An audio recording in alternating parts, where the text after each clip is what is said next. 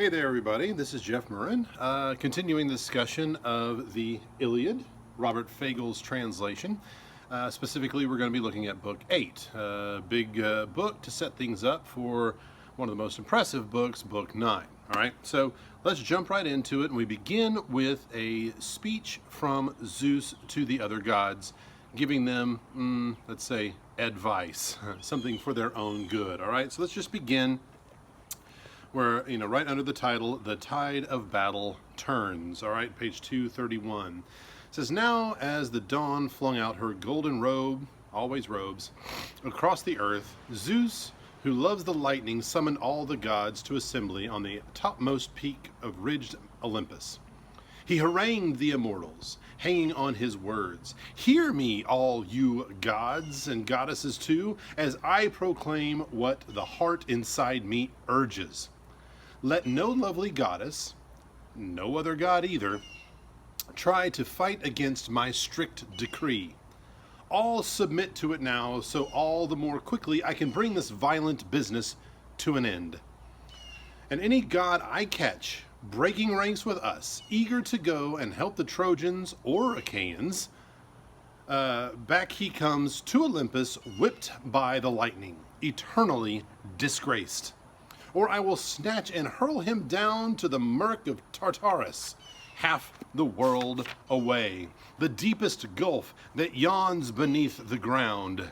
There, with the iron gates and brazen threshold loom as far below the house of death as the sky rides over the earth. Then he will know how far my power tops all other gods.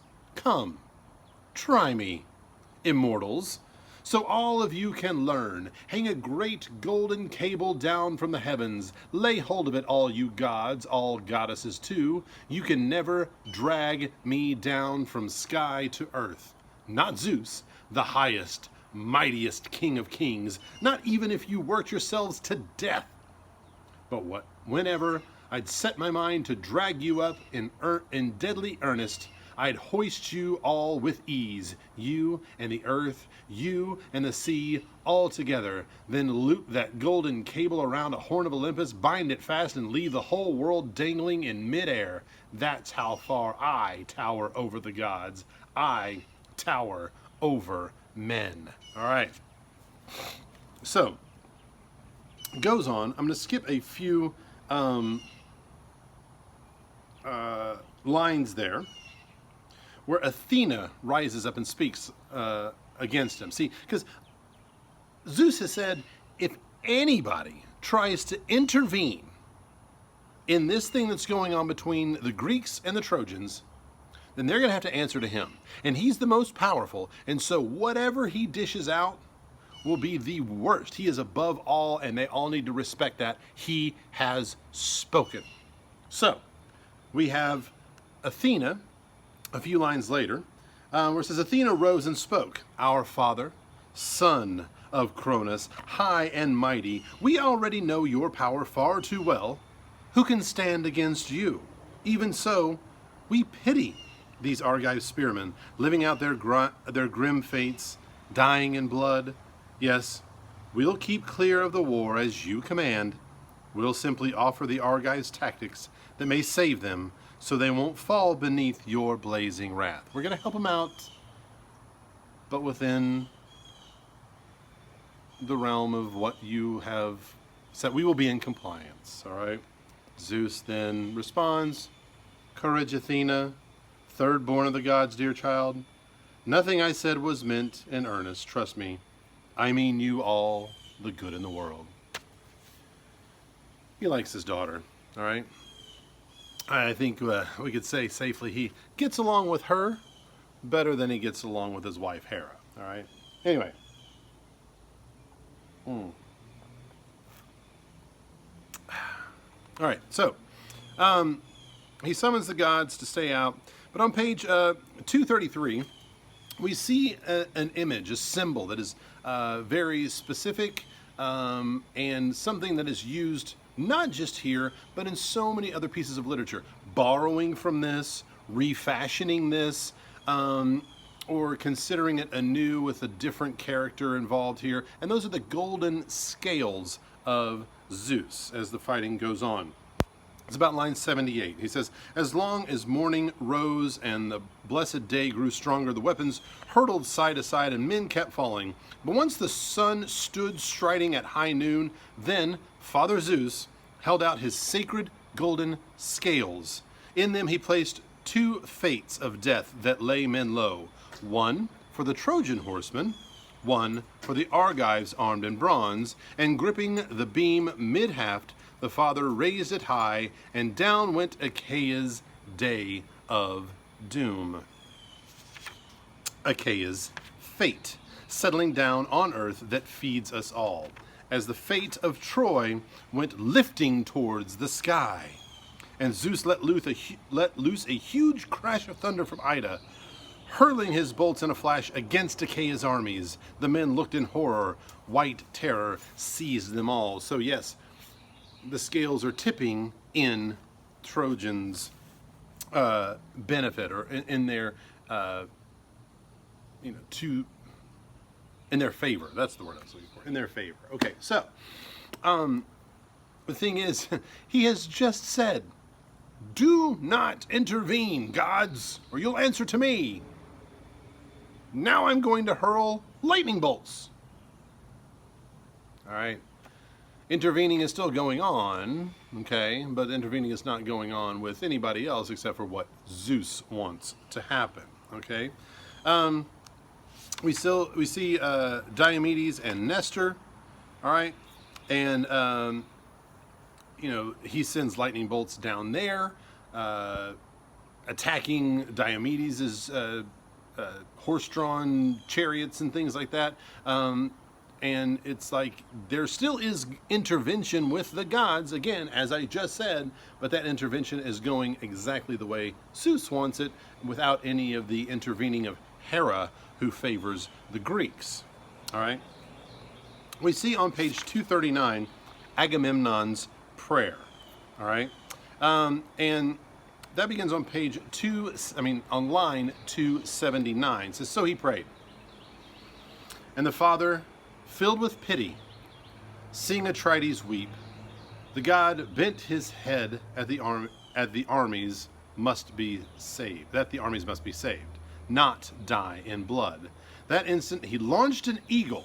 Okay, so this is a sign that is being released in response to Agamemnon's prayer.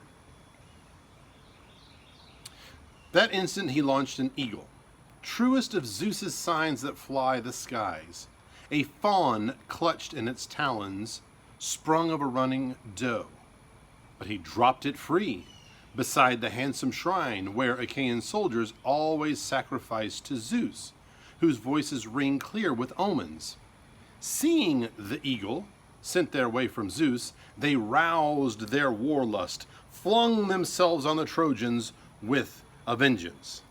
All right, so Zeus is not above hearing the prayers of the Greeks, sending a sign, and they're interpreting the sign to where it's like, oh, this is working in our favor. Okay, this is a sign where we will be triumphant, even though the scales might have said something else, all right? And the lightning bolts are implying one thing. Here's this sign that we're going to interpret as we are going to be the victors. So, we still, while it seems as though Zeus, the Almighty, is in favor of the Trojans, and who is to go against him, we also see, hey, there is this glimmer of hope that the Greeks still have. We have the character of Teucer. And if you have read, which you absolutely should have read, you will see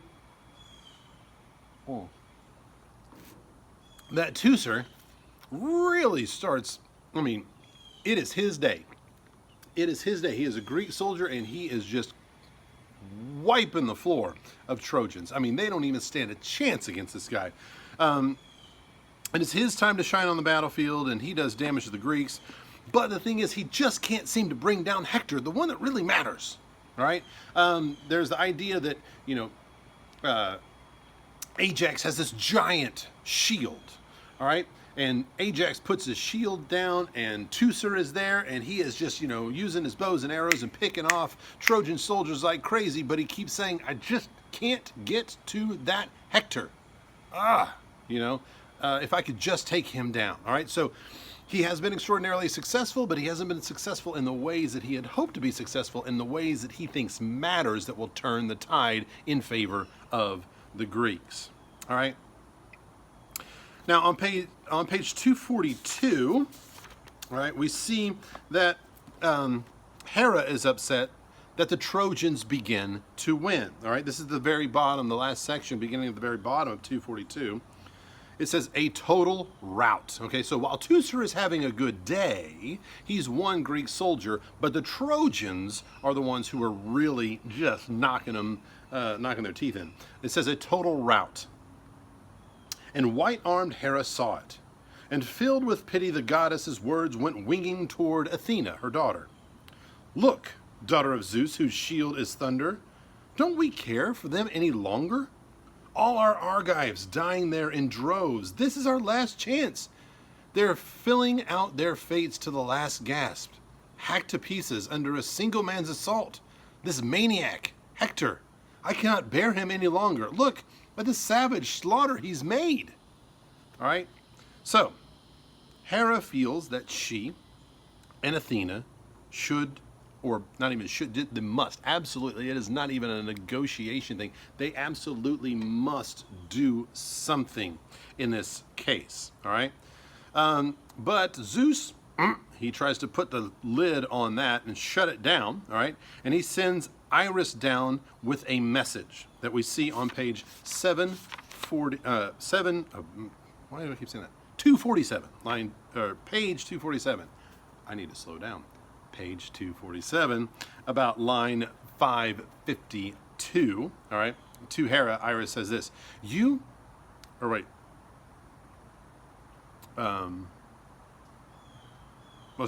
sends this message to Hera. It says, you and your anger, rage away. I care nothing for that, not even if you go plunging down to the pit of the earth and sea, where Cronus and Iapetus make their beds of pain, where not a ray of the sun can warm their hearts, not a breeze the depths of Tartarus's wall around them. Not if you venture down as far as the black abyss itself. I care nothing for you, you and your snarling anger. None in the world a meaner bitch than you. Whoo! So he erupted, but the white-armed goddess, Hera, answered not a word, taking a lesson from the old phrase, less said, better said, on Hera's part there, all right? Yeah. Zeus is not digging on what his wife is planning to do, hoping to do, and intending to do to go against his will of supporting the Trojans, all right? Now, Zeus, let's see. Hector, though, we see his optimism. As the tide is going in favor of the Trojans, we hear these words from Hector, and they're important to consider now because of what we will see as things play out. The optimism of Hector can be seen on the bottom of 248. He says, that's our battle order, my iron-hearted Trojans. Just as I command, let the order I see now stand firm and clear, and the stirring call to arms I sound tomorrow morning, my stallion-breaking Trojans. My hopes are rising now.